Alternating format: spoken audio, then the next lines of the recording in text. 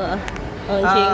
Hari ini Syakir baru aja selesai preview film Imam Tanpa Makmum yang Syakir produseri dan sutradarai, film debut karya pertama Syakir yang akan tayang 19 Oktober 2023 di bioskop nanti. Jadi tadi habis ngecek semuanya dan alhamdulillah aman, bisa disaksikan 19 Oktober nanti.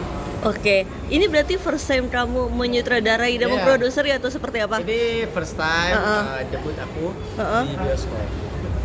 Dan sebagai sutradara dan produser bukan cuma pemain. Apa rasanya? Enak mana, depan atau belakang layar? Kalau ditanya enak depan atau belakang layar, enak. Kalau enaknya sih depan layar. Tapi kalau serunya belakang layar. Kenapa? Kan maksudnya belakang layar itu kan berarti kamu harus memikirkan budget, pemain-pemain yang lain selain kamu gitu kan, atau seperti apa? Kalau di belakang layar aku senangnya bisa ngasih rezeki ke orang banyak. Itu aja. Kalau aku di depan layar kan ya mungkin aku aja yang dapet. Tapi kalau untuk ilmunya sendiri ngambil dari pengalaman apa yang sekolah lagi? Nah, aku kalau untuk penyutradaraan dan bikin film, alhamdulillahnya otodidak. Jadi nggak pernah sekolah, tapi orang-orang yang pernah sekolah semuanya ngajarin aku gitu.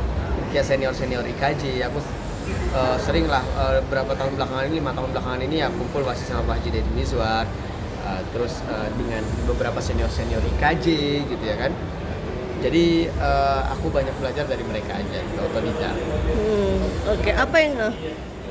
Apa yang kamu dapat sih dari maksudnya dari kamu menyutradarai sendiri, memproduksi sendiri, ilmu apa gitu? Yang aku dapat ketika aku mencoba membuat film, ya pasti pendewasaan yang aku dapat dan aku jadi semakin tahu tentang industri ini. Jadi aku jadi tahu seluk-beluknya semuanya sampai gimana. Makanya aku pengennya sendiri, bukan karena aku nggak mau kolaborasi. Aku membuka kolaborasi ke teman-teman, tapi secara ini aku pengen tahu sendiri semua karena aku pengen tahu A sampai Z-nya tentang produksi perfilman. Ini cerita. Kalau untuk genrenya sendiri lebih ke mana sih? Imam Tanpa Makmum ini genrenya adalah drama komedi. Jadi drama komedi romance. Tentang apa maksudnya? Berarti ada agamanya juga, tapi ada romansnya juga seperti apa? Ini bukan film religi, tapi ini film romcom, romantic komedi. Karena kebetulan memang set cita rasanya Melayu, ya Melayu nggak bisa dipisahkan kan dengan agama gitu. Jadi memang, tapi bukan film agama, tapi film Melayu. Gitu. Apa yang mau kamu sampaikan sih di film ini? Di film ini sebenarnya satu sih, aku pengen kasih lihat bahwa ini Indonesia bisa kok bikin film-film kayak gini. Udah dong, jangan kita bisa bikin perfilman berwarna, nggak harus mengikuti genrenya ini semuanya gitu, genrenya kesana semua. Nah, kita harus bisa menjadi pelengkap lah. Saat ada film yang genre A, kita bikin genre B, genre C, sehingga variatif gitu warna atau kesenian di perfilman kita. Film sekarang kan lagi disorot dengan tanda kutip film-film yang berbau dengan kata pornografi. Itu bisa melihat nggak sih dari sisi pensutradaraan nantinya?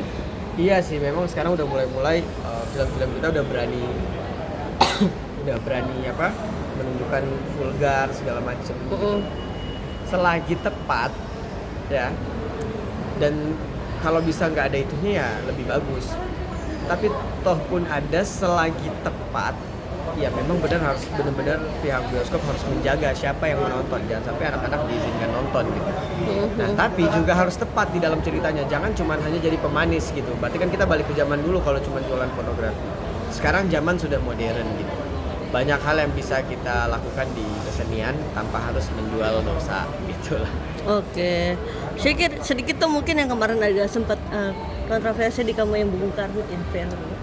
Itu seperti apa sih, Syakir, boleh sedikit nggak? Kalau yang kontroversi Bung Karno itu kan sebenarnya Syakir tuh nggak tahu menahu. Jadi Syakir pikir ya proklamasi kan bukan milik perorangan, tapi milik seluruh masyarakat bangsa, ya kan? Ya udah, jadi apa yang salah? Kalau jomblo juga, kalau Syakir di situ bicara jomblo bukan menistahkan.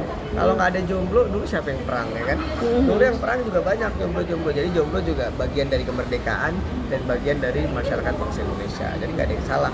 Makanya akhirnya kan tuntutan dia pun ditolak. Oh iya, nah itu dengan tuntutan mereka ditolak, jadi kamu sudah merasa safety kah gitu maksudnya? Oh berarti memang bahwa yang kamu bilang benar gitu kan, kontroversi bukan hanya milik Iya kan pasti aku satu, juga membuat sesuatu kan pasti aku konsultasikan juga ke kuasa hukum, ke ahli hukum dan lain-lain gitu ya kan. Dan mereka bilang semua aman, ya udah aku pikir aku nggak usah terlalu mikirin itu. Aku fokus untuk film aku yang akan tayang di 19 Oktober. Terakhir soal yang itu, ada tindakan hukum lagi nggak dari kamu sendiri? Mau ngapain mereka gitu yang saya Enggak sih, malah aku terima kasih alhamdulillah, jadi orang pada tahu aku bikin film. Oh, berarti maksudnya film ini juga bukan Iya, didikasi kayak dengan mereka arogan kan jadi terbantu juga promosi filmnya gitu.